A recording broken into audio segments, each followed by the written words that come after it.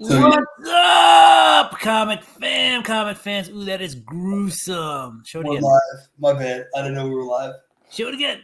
Show it again. So yeah, this is from last week. Like, this is what it is. Oh. It's like in the worst spot. I have like one hand. Sorry to interrupt the intro. It's all good. It's all good. What up, comic fans? For those of you who watched this in the replay, today we are going over DC's HBO Max, The Peacemaker with John Cena. Anyway, what's up, Nick? How's your Monday going? Actually, if you guys know, John Cena's here with me right now. You just can't see him. I love those memes. I really do. Anyway, yeah, we're just here basically hang out, chill out, and talk about Peacemaker. What are you drinking there, buddy? So this is Hidden by the City Lights. This is actually, I believe, a collaboration from Single Cut, which is in Queens, and Beersmiths, and Single Cut and Comfortland. And Comfortland, if I believe correctly, is a coffee/donut shop. And so they collaborated on this like porter that's, it says Hidden by City Light Pastry Stout with rainbow crumb cake, almonds, raspberry, chocolate, vanilla, milk sugar, and cinnamon in collaboration with Comfortland. 9.7% alcohol and all that nice sweetness. We're going to feel great after that can. Yes, indeed. Yes, I will. I will feel super good. Super good. All right. Let me just do something real quick, and then we can start talking. So what'd you do today? Anything? I watched so much sports radio about the Cowboys today. So much. Like, literally, I didn't. Again, like, I can't do anything around the house, so it's like the best excuse to be a bum. I watched First Take, Get Up, Undisputed, and The Herd. I actually watched The Herd. The Herd. I heard about The Herd. No. Oh, I gotta go on mute for a second. All right. So filibuster. All right. He's going on mute. I'm going to just try to find. Oh, here we go. Cool. And I found what I needed. All right. So Nick's gone. I'm here. While he's gone, before we talk about the Peacemaker, I've always got packages to open, so we'll open some packages. Let's see. This one already opened last week, last show. Where are my packages? So I got some books pressed as we wait for Nick to come back. I'll show you some of the books I got pressed. No, you know what? Those books are upstairs, but I do have two books on me that I got pressed. And so I don't know if you guys know this or not. If you haven't seen it, George Perez is doing a CGC signing. George Perez basically has terminal cancer. God rest his soul.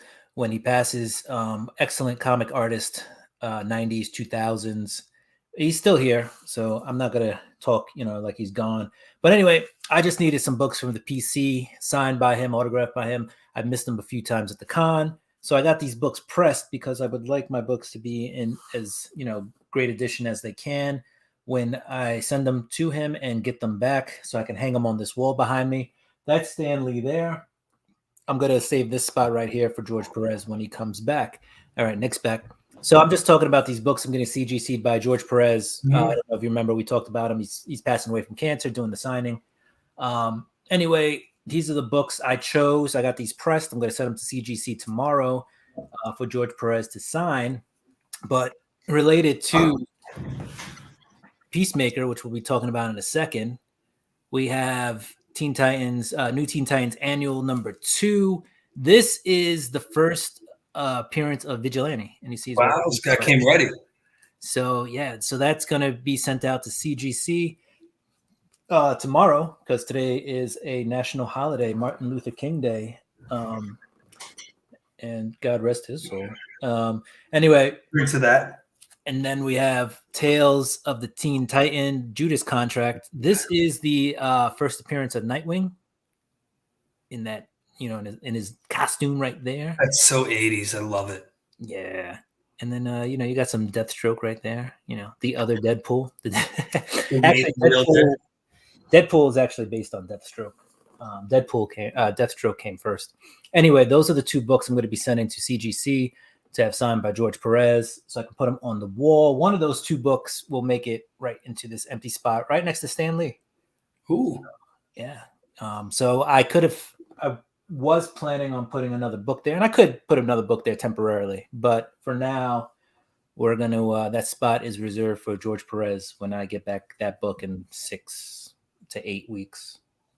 Actually, let's see, the signing is on the, I think February 1st or something like that. So if I mail it out tomorrow, yeah, they'll have the book roughly for 8 to 10 weeks. So maybe I'll put a placeholder there temporarily. Can't have that negative space. Yeah, exactly. We got to fill the space. Whoever's out there watching, thank you for joining us. We are here to talk about Peacemaker on HBO. Basically, it's going to be me and Nick just talking about the show. And if you got something to say, feel free to chime in. Like I said, first appearance of Vigilante. So, Nick, if you're still there, he's still there. He's just dog issues. All right. Well, let me know what's on. But you want to get into the Peacemaker? You want to talk a little bit about the Peacemaker? I think it's good. I think it's irreverent. I think it's going for, I think, what The Boys is achieving. I just personally like The Boys better. So my big I can see where you're coming with that. My I wouldn't even say retort, but I would just say but it's a little bit more whimsical. Peacemaker, like slapsticky? Yeah. It's a little bit more comical. You got James Gunn running the ship, right? And he did Suicide Squad, right? And he did Guardians of the Galaxy. So what we have is really some we have a director, and he's also writing this show who's he's known for being a little fun, a little playful, and he brings a nice music aspect to it, right? Theme song is one of a kind. Yeah. Though I wonder if in some way that is I don't want to say a dig, but just being playful with the Hawkeye series, right? And they did their Broadway thing, because that opening theme song, opening of the show totally could work if it were like a Broadway production of the Peacemaker. You know what I mean? It has that vibe. I just think they filmed it like there's no way, they couldn't film it that quickly from Hawkeye's release, kind of a thing. Right. So it was already done. All right. Maybe it's something that's already in the zeitgeist. It's already in the universe, and people are just doing it. Especially since people aren't getting a lot of Broadway. So why not? We got a surprise guest. Rachel's at. Rachel. He's done. Yeah, he's tired. Oh, look at that. Tired puppy. He's an old man. He's a guest all the time. I got to start putting him in the description. Just make him part of the show. So Nina Kimes does that with her podcast. Her dog's in the title. Oh, Lenny, yeah. Lenny, yeah. But no, I totally get what you're saying about the show, and the boys doing it better. I think it's a little less gruesome, a little bit more slapsticky or whimsical. Well, I hope it, again, this is the intro, the setup to it, so hopefully it gets a little more bloody. But yeah, well, there was that scene, right? And so if anybody's watching this, we're probably going to do a little spoilers here. We assumed you watched the first 3 issues. We'll try not to give away too much, but we will. But there's the scene where he uses the supersonic blast or whatever it is, and blows up the. At that point, we don't know what she was, but so what was it?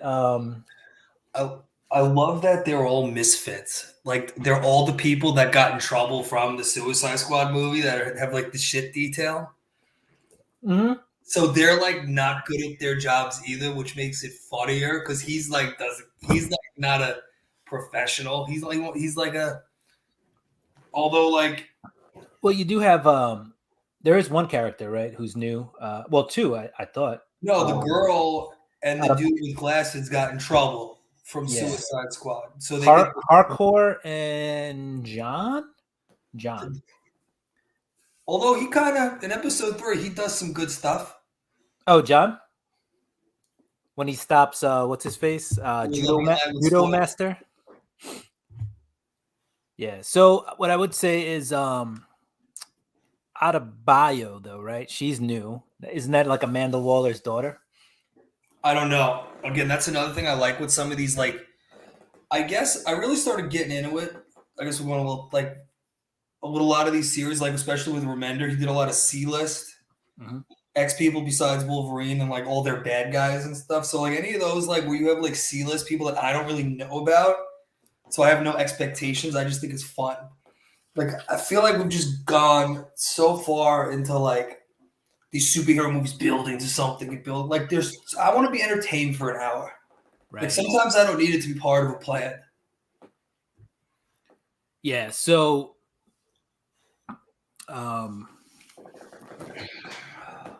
commenting on it, yeah, I love the C-listers. I love what yeah, Tom King does that a lot. So you know what, I would say DC is doing it better than Marvel in terms of C-listers and D-listers, right? Because Marvel tries to release these ongoing series with the intent, like how many times has Silk been rebooted, right? With the intent of having these characters go on, where DC just does like, you don't even know who Silk is. See, like they'll get Tom King, right? And Tom King will do Miracle Man or not Miracle Man. I'm sorry, Mr. Miracle. Mr. Miracle. You know, or he'll do other characters. They'll do Rorschach. You know, but these are all characters that they say here's 10 to 12 issues, and go to town. And you know, when that's done, it's done. And if the series does gain traction, the character gains traction, then they'll make it, you know, an ongoing series. But I think Marvel needs to look at that too and have an end game for these D-listers or C-listers if they want them to become something. Kind of follow that thing. Take an A-list writer, give them a B or D-list character, let them go at it for 10 issues, and then, you know, see where it takes it now instead of trying to well, cinematically, to your point, right? That's Venom and that's Daredevil. I mean, Deadpool. Mm-hmm. Like those movies they were movies. Right. So yeah, I do enjoy what DC is doing with their, you know, the lesser known properties or their minor characters, their C-listers and D-listers, and even B-list guys. They're finding ways to make them enjoyable and relatable. Well, to your point, right? Hold on, I'm sorry, I didn't mean to cut you Yeah, off. go ahead. No. To your point, how much of that is DC or is that HBO doing it? I would, you know what? I'm not going to give HBO total credit for it because they DC is also doing it with their comics, right? So case in point, you know, Mr. Miracle. Case in point, when they did the Rorschach series. Drop that. Case in point, you know, Strange Adventures with Adam Strange. So they're taking these minor characters and in comic book form, and you know, giving them a chance to shine. So I can say HBO Max maybe is bringing it to the next level and saying, hey, you know, let's enhance this theory, and you know, take these guys who are already been in a movie and but weren't like the main character and give them a chance to shine. And I think it's working out nicely. Honestly, I think the DC, you know, TV like HBO Max stuff is comparable to Disney Plus. I wouldn't say better, but I'd say, you know, they're giving them a run for their money. Well, Disney Plus again is it's still connecting it to the movies. Like it's all leading you to the next movie. Like Black Widow led you to the Hawkeye show. Like in the credits, I was like, all right, right, yeah. But I don't think people like watch movies as much anymore. So like TV is like what I'm saying is like Hawkeye. Like when I finally finish it, I guarantee you it's going to be like 6 hour long movies. It's not going to be like a shot. You know what I mean? Like how that's what's going on with these. Yeah, and yeah, I mean, part of it is people don't really watch movies the way they used to just because of the current climate that we're in. Not Even everybody. before COVID, though, like people weren't going to the movie. You watch shows on Netflix. You were like binging stuff. I Yes. was. But in terms, yeah, but I think in terms of blockbuster movies, people still made their way. It was like I'm not going to go see. It was like something that was Academy Award nominated. They may go see, and blockbusters. But people were just, it was like an average film. People weren't flocking to the movie theaters anymore because Netflix and HBO Max and Hulu are putting out their own movies and stuff right now. There's Well, we're spending content. $8,000 on popcorn. Yeah. And now you got Disney Plus too. Like there's so much content that nobody needs to bring their kids to the movie theaters anymore, And yeah, nobody wants to buy that combo for $17, $18. So Yeah, dude. I'm excited though because I feel like do they have a lot of stuff in development at HBO Max? well, let's see. There's another season of Harley Quinn. Oh, I can't wait for that. Oh my god, I can't wait for that. And I'm sure they have some other stuff. That is my favorite show on TV right now. It is really good. Probably one of my favorite animated series. Dude, I love that the dude from Curb Your Enthusiasm is a pothead plant. Leon from Curb is the pothead plant. What's his JB Smooth? Yeah, the same guy who does the Caesar commercials. Yeah, love that guy. That's my boy now. You know that. All right. So there's apparently a Green Lantern show in development, which I do remember hearing about. That should be interesting. It's gonna have some of the newer. It's like Green Lanterns, so it's supposed to introduce the corpse. Yeah, basically the Green Lantern Corps. It's gonna introduce, like, I believe Jessica Cruz, who was a newer Green Lantern, as well as there's another female Green Lantern that's escaping my name. But there was a recent Max series. No, she's like a Green Lantern from the future. Well, it's like a different dimension, not even a different dimension. It's a far off universe. Is basically. You know what? I'm just gonna Google it. Well, I'm actually looking at it right now. Well, they're doing a Batman Cape Crusader where it looks kind of like it's going to be like year one. And hopefully it's for adults. If it's HBO Max, I hope it's for adults. Justice League Dark. Right. Madam X, Gotham PD. Yeah, some of them are hit. Some of them will be miss. Oh, yeah. So it was Far Sector was the name of the book. It was by N.K. Jemisin, and Jamal Campbell was the artist. It was a Black Label book. It was pretty cool. And the character's name was Joe, or Sojourner Mullen. That's why I forgot her name. It doesn't really stick. But Joe was part of that book. Well, the main character of the book, Far Sector, which was pretty good. It was about a Green Lantern, like way off in another Far Sector. Far Sector. Yeah, might be worth checking on the DC app if you still have it. DC app. Or well, there's there's DC Infinite. It's just comics now. It's like the Marvel Unlimited app. But I have to pay for like Marvel Unlimited. Yeah, but you can probably find that on Comixology. You have Comixology. Yeah, if you have Comixology, I got enough, dude. Yeah, if you have Comixology, you can probably get that. Strange Adventures, which we were talking about, which was one of those short comics, may become an HBO Max TV show, which is interesting. And now it makes me think that they write the comics to see if there was interest in it to then do the HBO Max show. Who knows? We'll never know.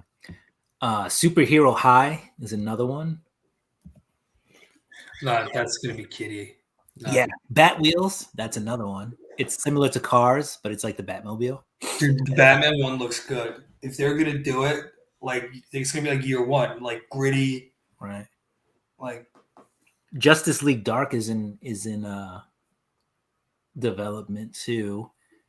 That's with John Constantine. Yeah. So that may be interesting if they can figure out how to do that one.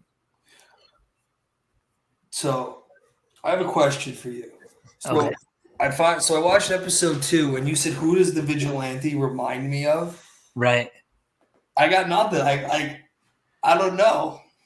Oh, really? I think much on a much smaller scale, right? So, but I it feels like they patterned the character after like Deadpool in terms of like his comedy. It just feels like a Deadpool kind of ripoff. Just comedic, like the way he delivers his lines and stuff, his jokes. It just feels very Ryan Reynolds, very Deadpool. But not, I'm not saying it is Deadpool. I'm not saying it's on that level. I'm just saying like that character reminds me of Deadpool when I watch it. I can see that again. I just think it fits more with the context of the show. Mm-hmm. 'Cause wouldn't Deadpool it'd be more like everybody's serious and he's like messing around kind of a thing? Right. Yeah, but it just feels like the way they patterned his jokes and his timing. It seems totally like Well, he's in the main cast, so I'm happy. yeah. Well, what's interesting, right, is if you watch the dance sequence, there are clearly characters in there who like the intro who aren't in the first episode. So it seems like if you're in the intro, you're probably going to be in a couple episodes, which I hope is true because I really want the Jamil, the custodian from the first episode. Yeah. I kind of want him to come back. Well, I just want to see. I hope the action picks up a little bit. Right. Well, 'Cause right it's now, building. right. I think right now they're trying they're just trying to tell us who Peacemaker is, right? Excuse me. Right, because we have a view of him from the Suicide Squad movie where he's just like a ruthless robotic mercenary, who's very militaristic. He was very like He ain't that ruthless. right. Spoiler alert. Right, and in the show he's showing a lot bigger human side, right? He's got you can tell, well, you think he's got a heart. Well, yeah. I mean, you could also tell like the finale. He's fighting the T-1000. Yeah. I just don't know his name. The T-1000's in the show. I don't know his name. Also, yeah, that's also his dad, the T1000. White Dragon, like the White Dragon, yeah. Robert so is it gonna like come out that he was like raised by a racist and or something? Right. Well, that's one of the jokes too in the show, right? Is that he is racist, but he's. I thought they did that funny because they didn't virtue signal it, right? He's like, I can't help it if I see it. I gotta, you know what I mean? He goes, but you need to watch the other. And he goes, that is a very good. So I thought like they, especially like today's climate, I thought they touched on it from an accurate but funny. It didn't like derail the show or like right. Like didn't take away from like entertaining me of John Cena being like a ruthless dumbass. Yeah. Yeah. Which so they kind of, I don't want to say changed, but they're just kind of showing a more human side of the Peacemaker. And I think, that makes sense, right? He was on a mission. So he was in soldier mode and now he's back in the real world and it's a little bit different. But he obviously has some issues too, right? Like he needs a little therapy, if you will. I mean, my favorite part of the show was when the computer nerd, like, can we spoil it a little bit or yeah, basically changes the schematics of the fingerprints in the car, and he goes, "Can I spoil it or can I not?" Yeah, go ahead. You did it to his father. Like they're not gonna tie that together, right? Like what? He's like, I was in the moment. You could be thankful. Yeah, that was definitely a funny scene. I was like, the father. Why would you do the father? I thought the same thing as what's his name, Murr, as the boss. Like, yeah, I was like, what are you doing? Why would you do that? And you know what else is interesting? They have not interesting, but it's cool. Is they have Amanda Waller in the show. Not much, obviously. Episode 1 is just scenes from the movie Suicide Squad, and then in It's still episode 1. She's on the laptop, which was cool. Just to include her, so you kind of know who's running the show. My favorite character, though, if I may, is Adebayo, like the girl Yeah, who talks to her on the computer. Like she just has verbal diarrhea at times. that's what I And like too. yeah, and she's funny. She's funny. Eagerly, the The best it, was the nude when she goes, "Sorry, just my wife. We're trying to get yeah. more intimate. Yeah. Didn't know that it would come on the tablet. I didn't know what app would just do that. And the other guy's like, yeah, unless you change it in the settings. Like, Well, I did not know that." yeah. So they have a good like. It's like a good dynamic of like a chaotic workplace. It's like that's what I like about it. It's like a chaotic workplace. Just your workplace is like you're a killer. Yeah, it feels like they're riffing off of each other. And so, like, like I almost feel like some of those lines might be ad-libbed. They do have good chemistry. Right. Good chemistry. You know what? So yeah, we're just gonna dive in. There's gonna be some spoilers here. I like when Peacemaker is like, what was it? He's like, what's Project Butterfly? I'm gonna have to fight a Mothra. Oh shit, I'm gonna have to fight a Mothra because he was like, you guys aren't very creative with your names. Project Starfish was a giant starfish. What's Project Butterfly? Giant. And then in episode 3, we see a butterfly, and he's like, butterfly. um, but yeah, that's another thing, right? John Cena for a wrestler. What's up, Shop? Um, for a wrestler, John Cena is actually not a bad actor, right? He's got what The Rock does. They're like jack teddy bears. Right. Like But we get to see him in his tidy whities. That was a thing. That was a sight. How are you doing today, Shop? You having a good day? We're just here riffing on Peacemaker, talking about it. Two shop. If you got any, if you've seen Peacemaker, let us know what your favorite moment or moments were. We can discuss that. What else do I want to say? Oh, the other thing is the show, right? Most of what's happening almost seems like it doesn't. Well, it does matter because they're developing team chemistry. Obviously, they're getting friendly with each other, right? Murr shows like a sort of human side in episode 3 when he's talking to John about never having. Murr's the boss. Yeah, Okay. when he talks about never having an emotion or something, like he's like, what I did in the past made me sad, and he's like, I'm glad I could share this with you. And then he was like, I've never shared anything. And then they go through like everything. He's like, you've never said you're chilly? And he's like, no. And then he says, and then he's like, I'm chilly. Yeah. And he's like, are you really? And he's like, no, but you said it was a good moment to share stuff. I was like odd. But yeah, he's a little odd. Apparently he's done some bad shit. Like, Peacemaker's like, he's a bad dude. But I guess the point I'm making is like they're developing a team chemistry. They seem to be all getting all friendly and stuff. But if you remember back in episode 1, we also have, I think it was episode 1, we also have hey John, we also have all right, gotcha. Sometimes the HBO Max stuff ends up going to the CW, so you might be able to catch it on the CW. Yeah, because they're like related because WB owns all that shit. Yeah, the WB. So what was I? Oh, yeah. So they're getting all friendly and stuff, but there's that whole thing where in the episode 1, where Amanda Waller is going to have Adebayo, plant that diary, the Peacemaker diary. Do you remember that with the bedazzled diary? So we got this whole show where they're trying to be the developing team chemistry and being a friend, and then there's this whole other thing that's supposed to happen with the diary being dropped off. And yeah, if you guys haven't seen the Peacemaker, there's going to be a couple spoilers here, so but not many. Like we won't tell you who dies yet. Yeah. Do you have a favorite character, Nick?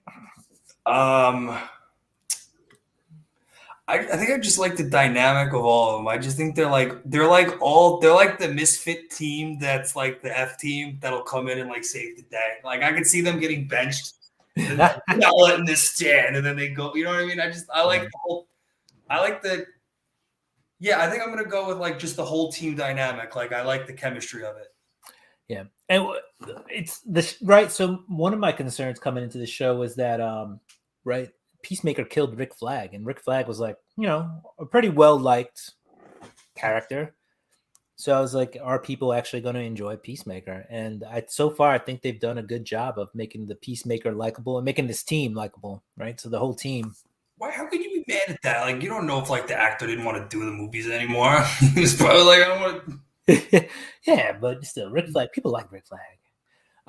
Yeah, John, I really liked it too. I think they have a really good cast. What do you got? Not hardcore. Heartcourt is funny and a straight. Like she's like the straight man. Yes, Right? but they're gonna hook up. They saw that. They already planted the seeds for that. Like I hate that. The Ross and Rachel. Every show, it's so unnecessary. We don't need the Ross and Rachel element. Like hook up or don't. Right. Also, like fat shaming with empty calories for pretzels. Like not here for that. Love that. With judo master. No, with when they would share in the pretzels, and he Uh put the pretzels like empty calories, empty calories, empty. oh, that one. Yeah. Like, Oh, because dick. there was also the scene where he's eating the bag of chips in front of the house or whatever, and the tall guy's like, "Can I get some chips?" And he's like, "No, you don't need them," or something like that. No, he was like, I'm going no carb anyway. Anyway, yeah, and he's like, "I could tell." uh, yeah, but so far, so good. As John said, he watched the first episode. He really liked it. Yeah, we watched. Well, yeah, we watched all three. Thought it was good. Here's the thing. I had a with a buddy of mine, and we had a debate on Berenstein versus Berenstain, which shows up in the show. I don't know if you ever read the Berenstein Bears. Probably not, Nick. It was probably a little bit before your time when they were popular. It's still a popular children's book. You can find it in most libraries. But there's the Berenstein Bears, which people swear that's what it is. And recently, it's become a thing that people go, no, it's been pronounced Berenstain. Now, Berenstain Bears or Berenstein Bears probably came out in the early 80s or 70s, something like that. So even before my time in some ways. But it's like widely accepted that it was Berenstein until probably like the last decade where people were like, no, it's actually pronounced Berenstain, which is weird because, oh yeah, in the bar, that was a great scene. That's when Peacemaker falls in love with Hardcourt is in the bar scene where she beats up the dude. I mean, I kind of fell in love with her too. I was like, shit. Well, that moment in the show points to like the chemistry because remember when the boss is like, all right, everybody quiet down, and then he's got to get like, no, it's this. So he gave an opinion, then he like looked at her like that's the end of it. Yeah. Like that was like a good element, not critical to the show at all, but that's like good to me. That's like good writing. Like you're definitely Right. it's out to be like a team show, like they're all gonna play off each other, and it's gonna be funny, and then there's gonna be action. Right. Yeah, and so the thing I like about the show too, getting back on track with the characters, is they all like there's no real weak link. Like you don't watch the show and go that character is being overshadowed by everybody else. They all seem to have a role and all seem to excel at that role and all seem to shine in the show as actors themselves. So Yeah. I think that's actually a really cool thing about this show. And you worry when you have somebody like John Cena, who's not a traditional actor, show up, whether he can hold his own. And I think he's proven he can hold his own with these other guys. Yeah, it's good. And then I forget the name of the effect. It's some kind of effect. But going back to Berenstein versus Berenstain, there's been a debate on a bunch of things, like people remembering certain stuff and then it not happening. And I can't get into a conversation about it without researching it more, but there is debate whether, because of trying to see if I can Google it to get a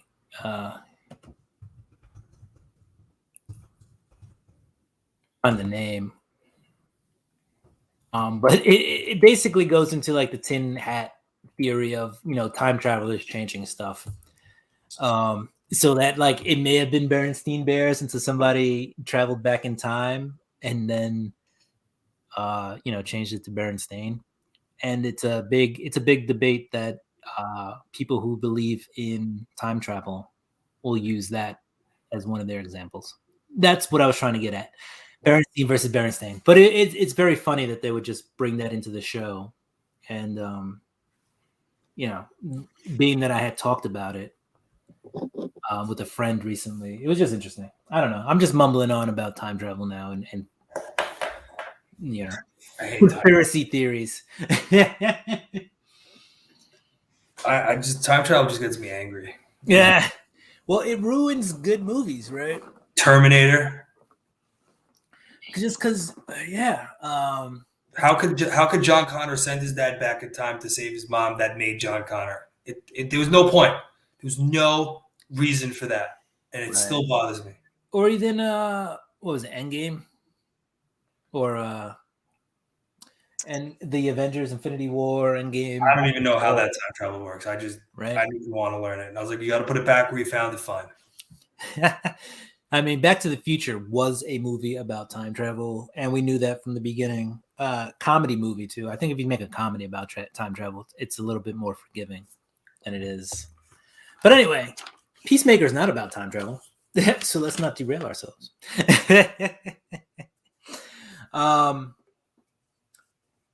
What do you think about let's get back on Vigilante. What do you think about the Vigilante character? Needed, not needed, funny? I'm going to reserve the needed part for the rest of the show. Right. But it sounds like he's going to be a valuable member of the team because he, spoiler alert, pulled the trigger. Right. So in episode 3, he does some stuff that Peacemaker couldn't. So just, Vigilante seems to work his way. Looks like he's going to work his way into the team. Not quite sure, but he will. For those of you who weren't here earlier, I did show off this book. I was talking about, George Perez is terminally ill, and he's doing a signing with CGC. You got to get your books into CGC by January 30th, and he'll sign them. I think the cost is like $80 a book or something like that. And you have the option for him to do remarks and all that other stuff. But I have as I drop it. All right. Well, either way, it's going to him, even if I damage it in any way. But yeah, I got the first Vigilante. So that's going to go to CGC to get George Perez to sign it for me. Just because I want something on the wall. And as I was telling Nick and whoever else was here earlier, it's going to go right next to Mr. Stan Lee right here on the wall. Because George Perez, he did the Infinity Gauntlet series from the 90s, which, is a big part of the Infinity War movie where, Thanos is trying to get all the Infinity Stones. So, yeah, that is why he's really important to me. He also did like a lot of Teen Titans stuff with Marv Wolfman. So, yeah, I'm going to put Mr. George Perez up on my wall when I get that book back from CGC, which is I'm going to wrap it up right after we finish here, Nick. Nice.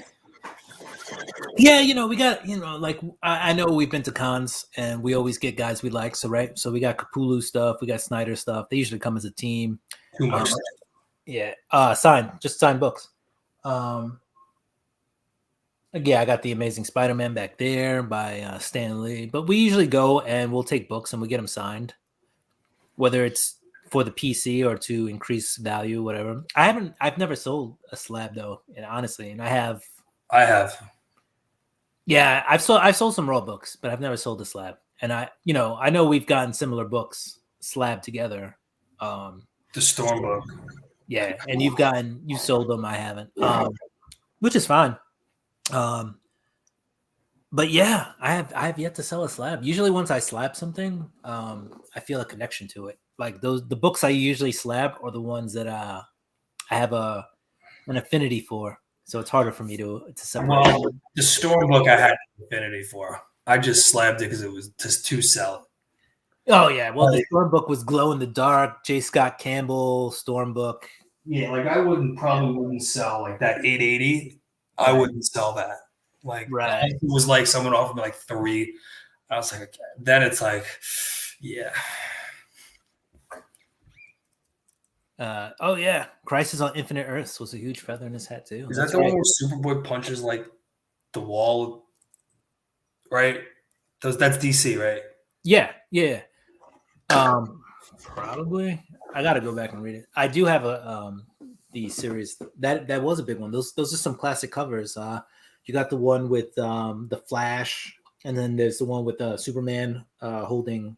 Is it Power Girl or is it Supergirl? Oh, I don't my know. memory is fading. That's from Well, when does like Jim Lee become like the next legend? Like I feel like it's Romita Jr. Like if I see like a Romita Jr. cover, right. actually no, just Jim Lee. The Romita Jim cover Lee is the '90s, right? So or 2020. That's like 30 years now. yeah, you know what's funny is the books you grew up on are now 20, 30 years old. Um, Even so even yeah, Black Mirror is like 12 years old, dude. right. Yeah, Batman when Scott Snyder and Capullo wrote Batman, the New 52, that was 2011. That's 10 years ago. Damn. Yeah. So Crisis on Infinite Earth was 1985. And it's Supergirl on the cover. That's right. Superman's holding Supergirl. Uh yeah, it's man, it is a long time ago. I'm trying to see if I can let's see if I let me share that. I'll share it with you, Nick, and everybody else so they can see it. But let's see. Here you go. Nope, that's not the one. This one. Boosh. We'll share that. Yeah, so that's the cover. That's a classic cover right there. But there was some classic stuff that George Perez did coming out of there. I want to say no, he didn't. He did not do that. This is But yeah, no, George Perez is to me anyway, he's a big time artist, and the fact that he's not going to be around much longer. But the fact that I know I can catch him, it's not like waking up one day and finding out, uh, you know, John Madden or Bob Saget passed away. Like we know it's coming, so now we have time to prepare. So it's good having the ability to take some time. he wants a cameo appearance. Sorry. Very demanding dog. Making But that's another good, man. That's one of yeah. your childhood heroes. Like, go for it. Yeah. I feel like that's gonna be Jim Lee in like 10 years. We're gonna be like running to get all the Jim Lee shit. Right. Yeah, it was. So Crisis on Infinite Earth was probably one of the big like event series, right? That's Before what. that. Yeah, go ahead. That's before. What's the other one? Infinite Crank. There was another one they did that I think people didn't like in like the 90s or 2000s when Red Hood came back. Right? Am I wrong? Did I derail the segment? No, I'm just trying to think of the title of it. They did like 52 weekly issues or some shit. Infinite Crisis or something.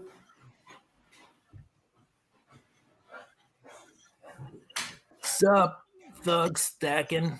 Maybe like, can the audience help us here? Because now I'm confused. In the 90s. Or the early 2000s. I mean, there's always stuff that we don't like, right? Like when Frank Miller did Frank Miller after 1995. yeah. Man, I still waste my money on that Holy Terror. Holy Terror. Well, even Dark what was it, Dark Knight when he did DK2? That wasn't that great. And then DK3 was all right. Then he did Superman. Everybody forgot about that one. Was that good? I didn't even read it. I can't tell you because I never finished it. So I didn't think it was horrible. It just didn't engage me. So it wasn't so bad that I was like, what is this hot doo-doo water? I was just like, it's not for me. But the sad part is, if Frank Miller writes something, I'll buy it. Take my money. Yeah, I mean, you'll at least buy it the first one just to see what it's like. You know, you might buy a variant or something, or the cool covers because you're like, oh, it's Frank Miller, and then eventually you're like, oh, it's not the same Frank Miller I know. I mean, he hasn't been that in 25 years. Right. Yeah, I'm trying to think of something he did that people were like absolutely in love with. Dark Knight Returns, 300, Sin City, RoboCop.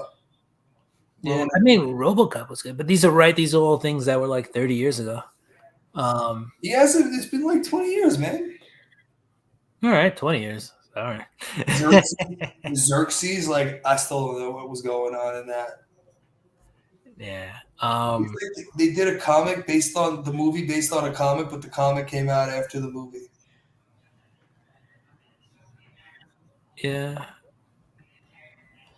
I'm trying to see which one you're talking about that people hated. I'm looking. No, Armageddon, No, 2001. No, that wouldn't have been it. Nope, definitely not that one. Identity. Nope, that's not it. Bloodlines. Nope. wait, What's is it up? Identity Crisis? Could have been Identity Crisis. There was an Identity Crisis.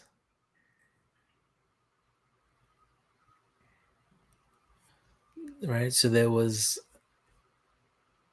It's Infinite Crisis. That's what it was. That came out in 2005. That was like a ripoff of the one from 85. Gotcha. So, although I will say, back to Frank Miller, I didn't mind Right. the All-Star Batman and Robin. I thought that was fun, entertaining. Or All-Star Batman, whoever it was. Right, All-Star Batman was fun. You're talking about The Frank Miller one. the Frank Miller one, yeah. Yeah, I enjoyed that. So what? He said, I'm the goddamn Batman. Ooh, big deal. If it's Frank Miller, I buy it all. Isn't it true? But Stout, you know it's going to stink. Like it is. Right. Yeah, like I met him in person a couple of times, and he's everybody always says he's like an old curmudgeon, but the few times I met him, he seemed pretty happy. I've always been on the front of the line though, just by luck. I don't know if he gets towards the end of the line if he gets tired and cranky, but Well, I've read he doesn't like corporate in the like. I think he's like a dickhead to them. I thought that was Tom King. All-Star Batman, is that what we're talking about? No. I'm talking about the All-Star Batman from like 10, 15 years ago with Jim Lee. That's the one. And then there wasn't Scott Snyder did All-Star Batman too. That started. That was good. Yeah, I like that. That's what All-Star Batman and Robin. Yeah, that was entertaining. Like, yeah, yeah, I can't. Well, yeah, what was the one you were talking about? The Terror. Holy Terror. That was such a piece. That was bad. So his dark horse stuff sometimes tends to be, like Sin City was a big one. 300. 300 was a big one, but some of his, and sometimes Dark Horse does signings for him. Obviously not in the last couple of years, but like they'll put you at the front of the line if you spend like $300 and buy like some bogus book that's like, come get the artistic stylings of Frank Miller in this book. But You got that. You got the 300 the Xerxes poster. oh, I got the poster, but I didn't. No, I'm saying like they have like a book that's literally $300 where you pay for all that.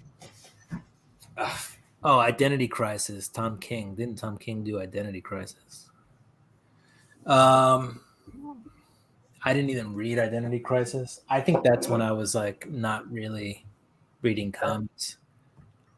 If he did write it, that would have been one of his first like mainstream comics, I think. That was in 2004. Yeah, that broke because I remember Superboy punches reality, and that's how Red Hood comes back. Or that was like one of the ways before like everything gets shifted.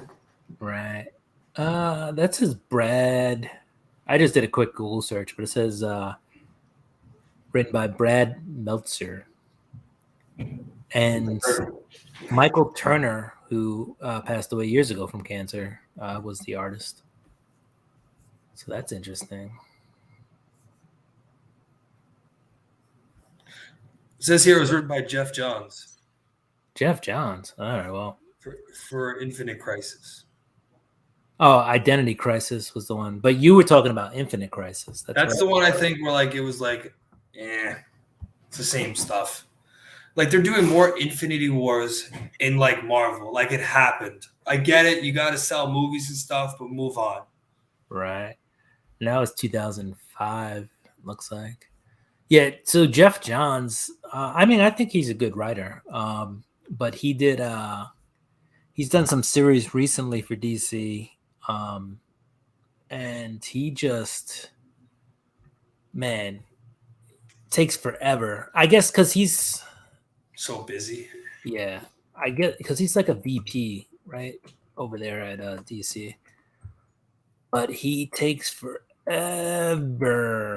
to come out with stuff. Well, didn't he do? Did he do the Jokers? The 3 Jokers? He did. Yes, he wrote the 3 Jokers. That was actually good with Jason Fabok on art. Yeah, 3 Jokers was good. He did like a lot of the Earth One stuff. He's done a lot of Green Lantern. If you read the Jeff John Green Lantern stuff, that's pretty good. I think he did Flashpoint, which kind of reset the Marvel universe. DC universe. DC said Marvel. My bad.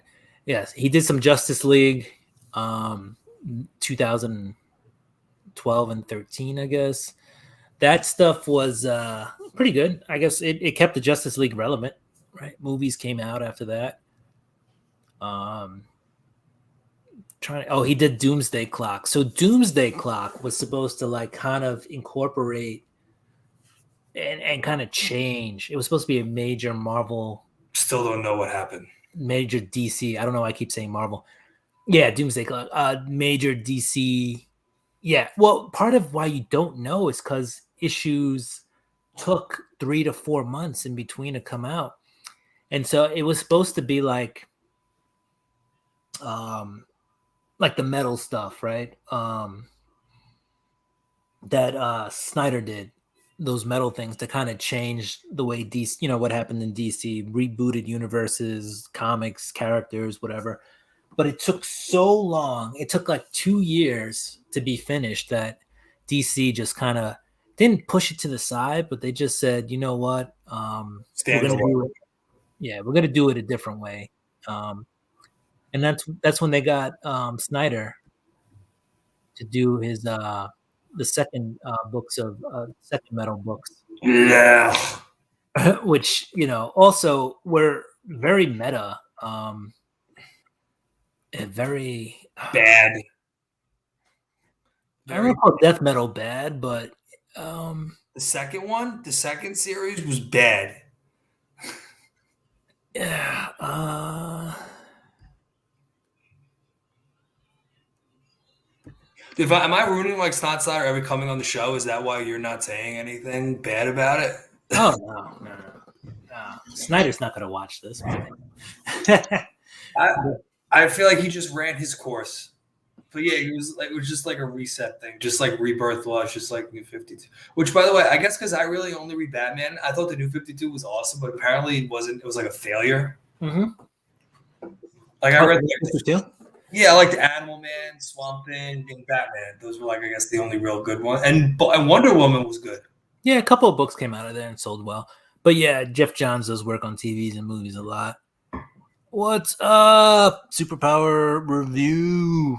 Karate Kev in the house. You missed a spellbinding review of Peacemaker.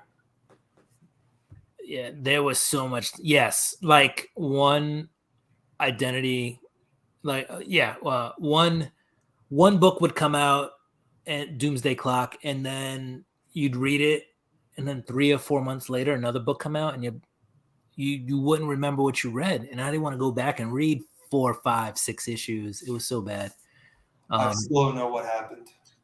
John Stout loved death metal. We don't have to agree on everything. I still think you're a cool guy. It's true. Yeah, and so death metal, right? It wasn't straight. It wasn't straightforward. You know, it required a little bit of thought and required you to, suspension of disbelief and all that other stuff. And hey, he agrees with you. Different strokes.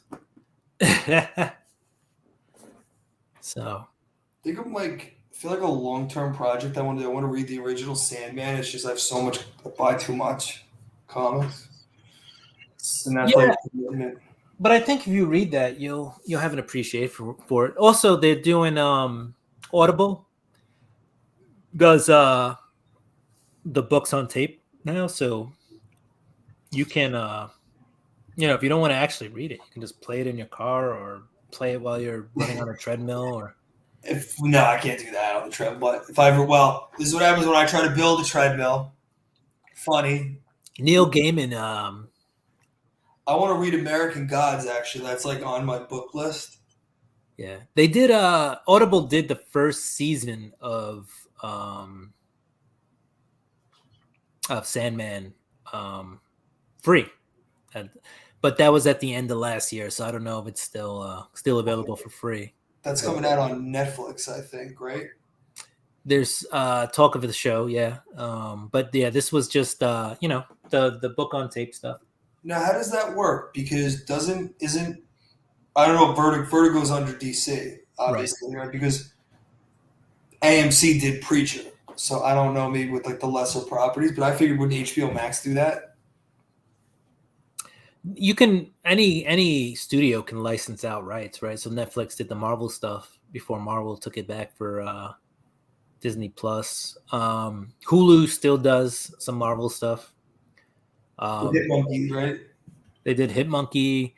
And I heard MODOK was funny. MODOK was funny. Yeah, MODOK was fun. That was a fun claymation show. Hit Monkey's animation. But Hulu, yeah, Hulu seems to do. They were part of like the ABC Family stuff, so it was either like ABC Family shows or like they did Cloak and Dagger was on Hulu as well. Yeah, they're big. They have a lot of And the epic. Runaways, Yeah. Runaways was on Hulu. And then here you go. American Gods is amazing. One of my favorite books. Wasn't American Gods on Stars. Stars? That's what it was. Yeah, I was like, This thing from John Wick is in it. I forget his name. yeah, right. He's one of the gods or whatever. But yeah, that was a fun. I only watched a little bit of it while I had Stars. I don't have Stars anymore, but I remember enjoying it. Yeah. Anyway, that was a good talk. We covered a lot. We did, man. We went through Peacemaker. We talked about George Perez. We talked about Frank Miller. We talked about Jeff Johns. We talked about Scott Snyder. We talked a little bit about Craig Capullo. We talked about how stuff sucked and how stuff didn't suck. I don't know. We talked a lot of DC, which is not actually DC, believe it or not. Not actually my biggest forte. That's not DC at all. I think both of us have kind of shifted to mostly indies. I feel like 70% of what I buy is indie. I do like a lot of the indie stuff. I like Jeff Johns' Geiger. I just lost track of it. Yeah, I think it's on hiatus. I think after their last like mega sized issue, they have They haven't had an issue come out in a while. I like Scott Snyder's Nocterra. Who Did you else? read the Blacktop Bill special? I have not read it yet. I need It to was read it. creepy. He's a really creepy character, right? He's like mostly negative space and then white teeth. Yeah. uh, Oh yeah, I got the Capullo cover. oh, the one where it's just the teeth, pretty Yeah. much. Yeah, that's a pretty dope cover. It actually looked better though online than when I saw it in person, but it's still a dope cover regardless. I'm trying to think of any major creators who also do indie books right now that I'm really digging. That we may have talked about. I mean, I don't know what Frank Miller's doing. He just does one book every 4 to 5 years. Dude, he's like living off the royalties from the movies. Yeah. But he's gone. His Daredevil stuff though is really good. If you can find the Daredevil stuff, he does some really good Daredevil. Snyder and well, we didn't mention Tinian today at all, right? You know that Scott Snyder, that was one of Scott Snyder's students, was Tinian. Tinian was a student of Scott Snyder. He's killing it now. I think you think he's taken like the title of #1 from Cates. Donnie Cates. Oh man, he's doing what on this crossover. Crossover. Redneck is good. Redneck. That's right. I'm behind on that. Redneck is good.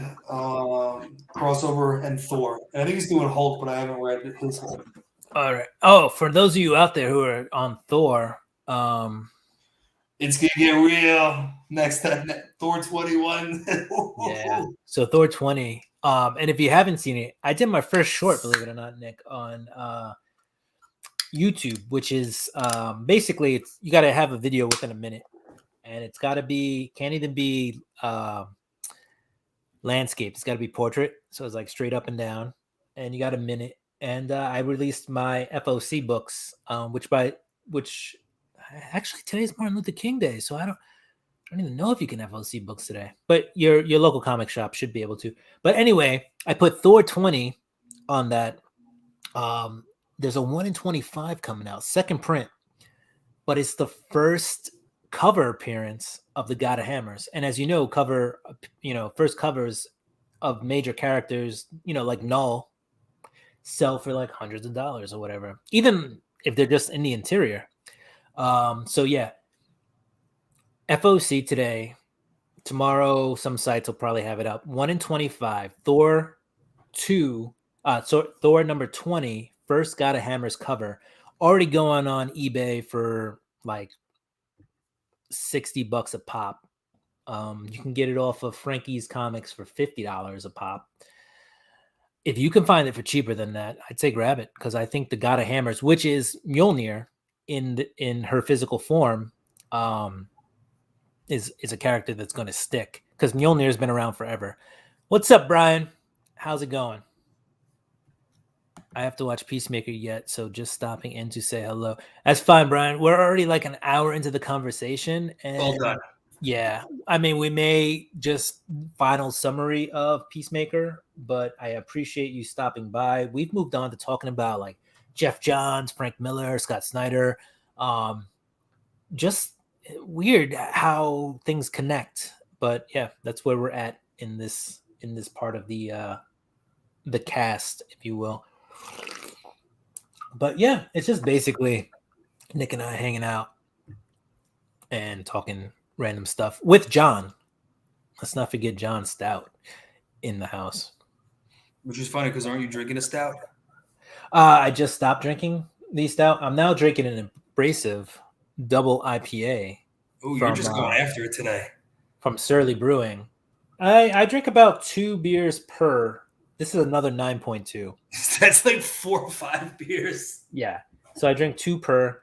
After I'm done with this, I will probably attempt to edit a video, but instead take a nap. So that is where my day is going.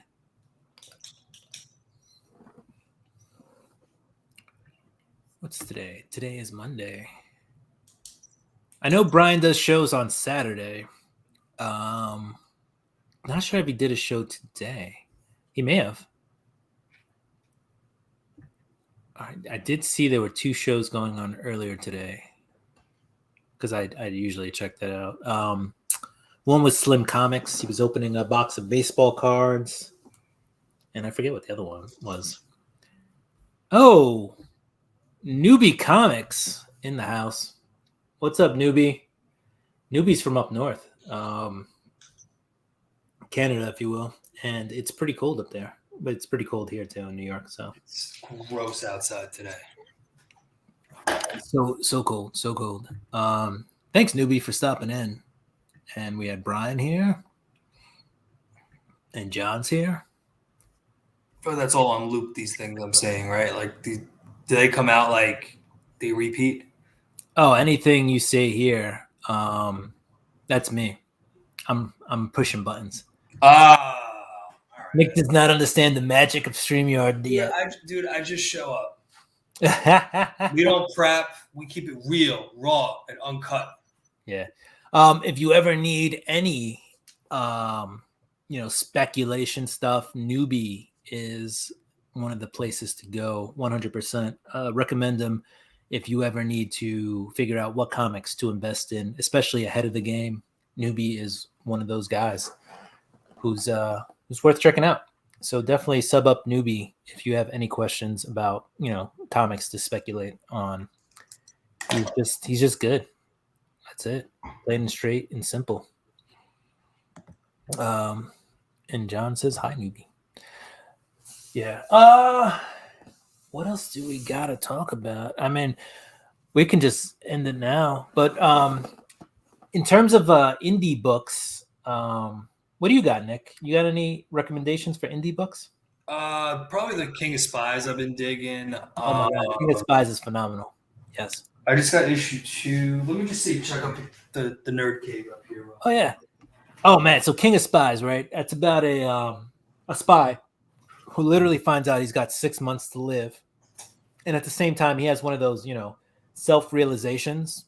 Like he's like, "Oh, I'm gonna die," and then he's like, "Oh, also, I just figured out I'm part of this like government. I don't want to say conspiracy, but just government plan to keep the people, docile." And make sure everything just goes according to plan, keep everything in the loop, keep everything mechanized and machine-like. And he's like, you know what? F the system. I'm going to go kill presidents, prime ministers, other assassins. Ridiculous. It's a ridiculous book. Oh, you got the B cover, the black and white. You didn't get it in color. I got Department of Truth. I'm excited about it. Again, I feel like these are like main, like, I feel bad calling them indies because these are like the hottest comics out. You know what I mean? Yeah. House of Slaughter 1. I'm waiting for like to get a bunch of these, just read them straight. Yeah, that House of Slaughter. I gotta grab a copy of that before it explodes. I feel like it already did explode. That's oh, actually, I have one of those. That's the local comic shop day cover. I don't know. I just thought it looked cool. When I went to C2E2, I forget the cover artist name. I want to say John Jiang, but it's not. I don't think it's John Jiang.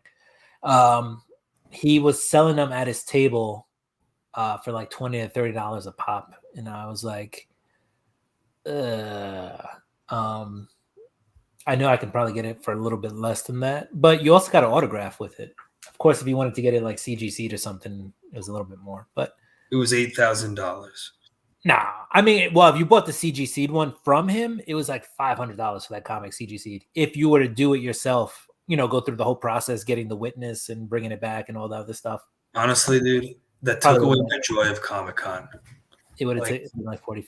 Well, there was that one year, right? That year, they drew his dick on Batman Damned on purses. You will not convince me they didn't do that. They knew they'd get a slap on the wrist, and they made how much? How many people paid to get that CGC'd? They paid. Well, so many people paid to get a CGC that they started charging $50. They were in charge, and then everybody got wise to it. Now they charge $50 for that one book. Yeah. Well, no, yeah. I mean, I had to. No, we had to. I'm talking about the writer and the artist were an extra $20 each on top. Oh, now, yeah. Well, now it's $50. Like, John brings up an interesting point. Indies went mainstream this past year. 100%. And I feel like we can thank Seth Rogen for that, with making all these indie comics like good, these shows. Well, yeah, that and yeah, and I think people just have more time, right? More time to read. So Think about if you're a creator, right? yeah, Think about like when Rick Remender was at Marvel, right? Didn't he become like one of the big? Then he got his big Marvel event, and he dipped. Why? He's making comics to make shows. yeah, They own the rights to the characters, so they get all the royalties and stuff like that. I think that's the end game now of a lot of comic writers is to eventually have get your shows optioned. If you get it optioned, you're gonna get a payday anyway, and then if you get a show actually on television, forget about it. But that's why you've seen guys like Jeff Johns, Zeb Wells kind of step away. Because they've got these books, that are Brian Michael Bendis to an extent. He still writes a lot of comics, but these guys have take your thought bubbles with you. Hickman, they've gotten stuff done on television, and so now they're these writers or stuff on certain shows or just just contractors, independent contractors, just working, advising on shows. But yeah, I think that's the end game for a lot of these guys. 100%. I got a question for anyone. Thank you, John. We will see you soon. Thank you for joining in. Thank you for subbing. Thank you for being here and giving us stuff to talk about. We appreciate you, John. I forgot. We'll see you later. Damn it. I'm sorry, but John said bye, and it's more important to say bye to John than to hear your next statement. Oh, here it is. When you guys read a Hickman book, do you have to like emotionally prepare yourself that this is going to hurt my brain for a couple of issues? With the exception of like East of West. Yeah. I just get ahead. Like I was gonna read some Arcadia book. I read like 3 pages of it, and I saw his Hickman. I can't. Did you read? I forget the name of it. Black Monday, I believe, was the name of it. Yeah, that was cool. Yeah, but that one also hurt. But is that one coming back? I don't know. It just kind of went on hiatus, right? I think the artist got sick on Black Monday. I feel like that's when Image went mainstream. Like I don't consider Image like boom. Like when like that was like that run, right? It was Black Magic. It was Black Monday Murders. Right. It was like Redneck. Like when they all came. That was the beginning of the indie, I want to say, revolution. Like they were starting to pick up steam. Mostly Image, right? Later on we get Boom. Trying to think of any other big indie companies at that time. I mean, Image has been big, right, since the 90s, right? Yeah, but I think they're it's definitely obviously Marvel and DC, but Image is third. But I think they're like a big third. They're not as close. They're not Marvel and DC, but they're not Boom either. Right. I think so. Yeah. Image is the biggest indie. And they Image kind of changed their image, right? They were all artists driven, big guns, pouches, big boobs, 90s, and then they became more about the writer and the artist telling a story, working in unison. Right. And then that kind of led the way. It was like, oh, the indies aren't just about, secret desires, let me, draw these unattainable females and let me draw these guys with guns and, arms bigger than their thighs. They became something that allowed the creator to actually tell a story. And I think that was the beginning of indie comics becoming something more than just a place to go to like get away from, Spider-Man, Batman, and the constraints of those titles. Yeah, and then you get Boom, you get Aftershock, you get Dark Horse has been around for a while, but they start to make a little bit of a comeback. IDW, but yeah, IDW hit a little bit of just a minor. They got big minor when they did Kanto. Kanto ended up being way bigger than I think they ever expected. Plus, they got GI Joe, Transformers, and some of the Star Wars stuff. But IDW in a way is very much kid friendly. But still, people loved Kanto. So you want to end the show just saying like Image is unionizing? We can Oh just yeah, cliffhanger Image like that. unionizing and broadcast. Yeah, no, Image is definitely like okay, right? You're the first to the party, so then you probably got to be the first to revolutionize the industry. So yeah, Images was the first there, and now they're going to be the first to I don't know what you want in a union. Like you own the characters. right. I don't know. I don't know what More they about I got to read more about it before I comment. I just saw the headline. but yeah, no, they've unionized, so that is a thing. And I guess we'll see what happens from there. You know, I just hope it doesn't jack right. The prices are comparable to the Yeah, mainstream guys, but Image doesn't have that financial backing, right? DC has um, Warner Brothers and AT&T money, and Marvel has Disney money.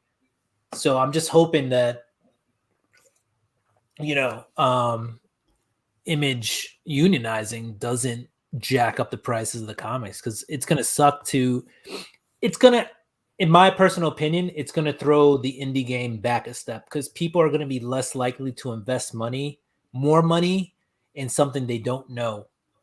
I'm not paying $8 a comic. Right. So Nutshell right there. right. So if I know Batman, if I know I like Batman, I'm just going to buy Batman and I'm not going to try whatever your indie comic is. 100%. I'm not So gonna drop $10 on a number one. There's one. right. So I mean they have to find a way to make sure that they come to terms that are agreeable for both sides that don't you Well, know I guess my question is, was there like workplace mistreatment where they get like, were they that working like to the bone? right. And yeah, I mean that's the comic book industry, right? Is you work until the comic is done, but there's nobody there to say, hey, you know, you're doing it, you know, the wrong way, or you know, you're overworking these guys, or hey, it's time for a break. Those are the things that there's nobody there to do for these guys. And Dude, I'm so an accountant. The workday doesn't end at 5. huh, Remember that video? There was a video game company. They were like complaining about that. Like, yeah, like Naughty Dog. It's like, yeah, you work to get the product out. right. They So yeah, so yeah, I think that's why they went with the unionizing. You know, it's just to have a watchdog, somebody to say, hey, I need a break and I'm entitled to a break. That's in my contract. And if you don't have a contract, you know, a lot of times that's hard.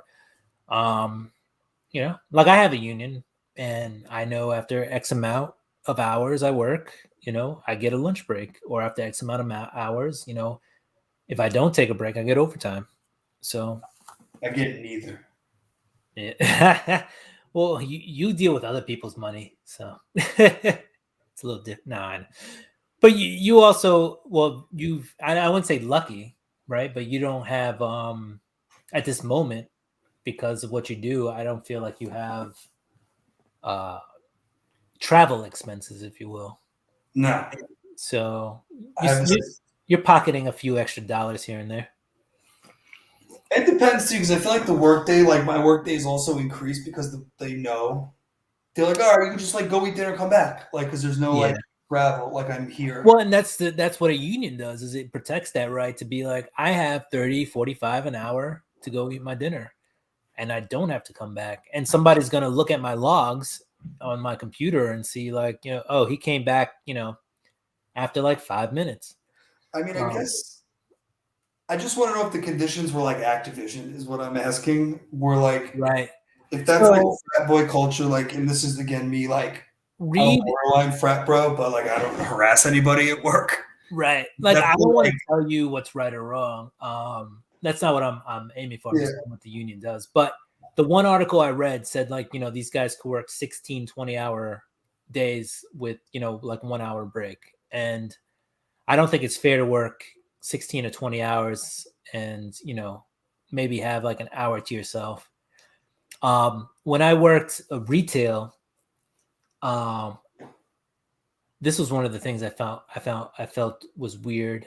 We didn't have a union, but if you smoked, you were entitled to two 15-minute breaks extra on top of your regular breaks while you worked. But if you were a non-smoker, you got no extra breaks. So you became a smoker. So, well, I'm not gonna say I didn't like buy a pack of cigarettes I never opened, but if you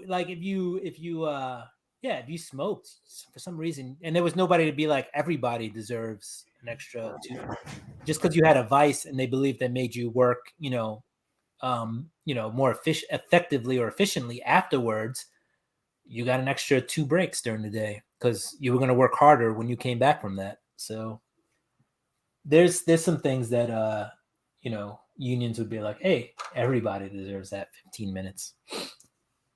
Anyway, it's enough talk about unionizing. Yeah. But that started because Image has decided to unionize. So we just touched upon it. So, Nick, what are you looking forward to in this year for comics? And by that, I mean, are you looking forward to going to Comic Cons? Any new comic series coming out? CGCing stuff? Like, do you have any goals for this year for comics? Cut back purchasing. Read more. Which again, I've been gaming a little bit. I'm probably gonna game after we're done here. I definitely want to CGC stuff and look through stuff I think that I've held and maybe sell to make a little bit of money on. There is the theory, and I'm still trying to reconcile this, or figure it out for myself too, that the hobby should fund itself, right? So if you're into statues, you shouldn't just have a room full of 50 statues. You should keep like the top 10 or 5 statues, have a display for them, and as you figure out what new statue you want, you get rid of an older statue and you sell that, and that money then helps you to buy the newer statue. Same thing with comics, right? You buy a bunch of comics, you read them, whatever. When you're done reading them, unless there's some affinity to that character you have, you turn around, you sell it on eBay, Mercari, whatever it is, and that money is then used to buy your next round of comics, so new comic book day. Or if you're into buying slabs or older comics, that's a major project. It is, right? So not everybody has the time. If you have disposable income to just buy a storage room or have a room in your house to just store everything, I do. More power to you. But, there are times when you're going to need to purge, and that purging is supposed to allow you to buy bigger, better books, right? Like if I turned around, right, and I said I'll sell my entire collection for an AF-15, if somebody came to me and was like, I'll give you an Amazing Fantasy 15 for your entire collection, I might consider that. Just because that's a book that, in theory, I'll never be able to afford unless, I get a job that pays not just 6 figures, but like mid to higher tier, almost 7 figures, right? Because that book on a bad day is $100,000. So there are things that or there's a theory that you use what you have to get something bigger, which people have done on like Craigslist. I'll trade you this for that, and then this for that, and then that for this. It's 80,000, by the way. 80,000. Yeah. All right. 50 grand, you can get one, but this is like a 9.2. Not Amazing Fantasy 15. Yeah. Not a 9.2 for 50 grand. 80 grand. 80 grand. Okay. The 3.0 is 50 grand. Okay. Wait, there's a 9.2 for 80 grand? Yeah. Bro, you want to get it? No. 80. I'm telling you, in like 5 years, that's going to be like 160 grand. It's going to double. I'm broke, bro. Uh, they just sold an Action Comics.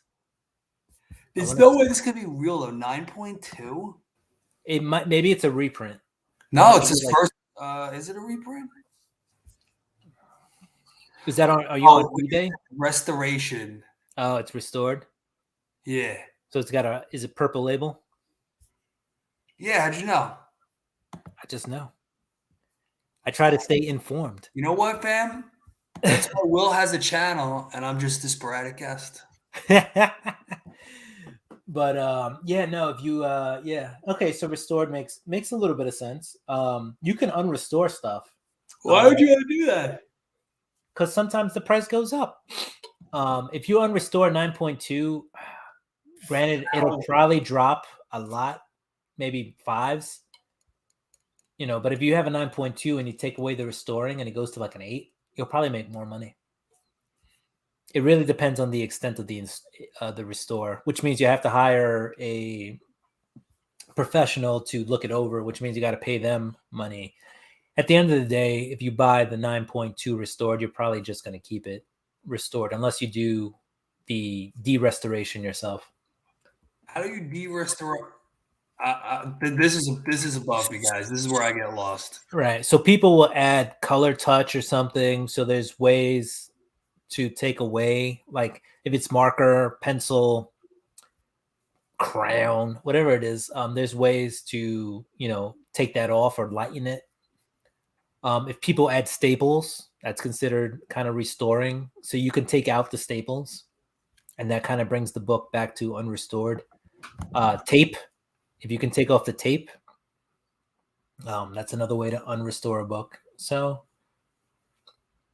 there's options, man. There are options.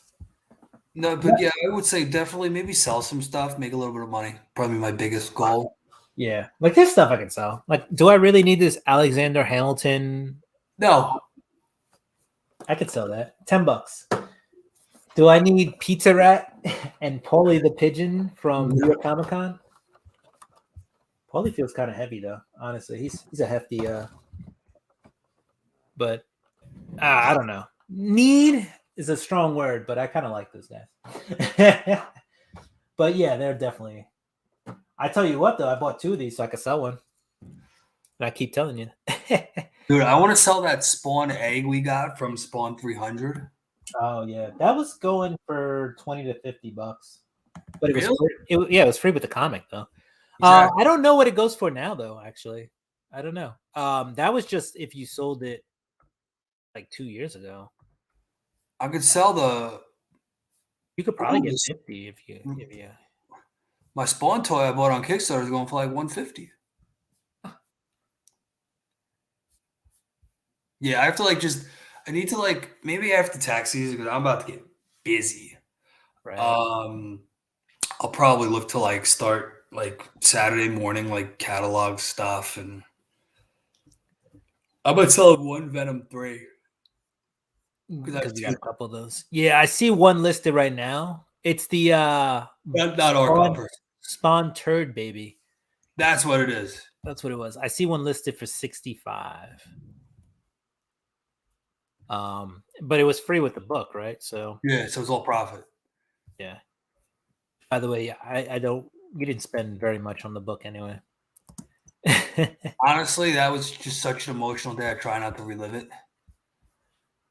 You almost lost your backpack. Oh my god. That would have. We might not even be doing a show together if you had lost that. I'm in Mexico.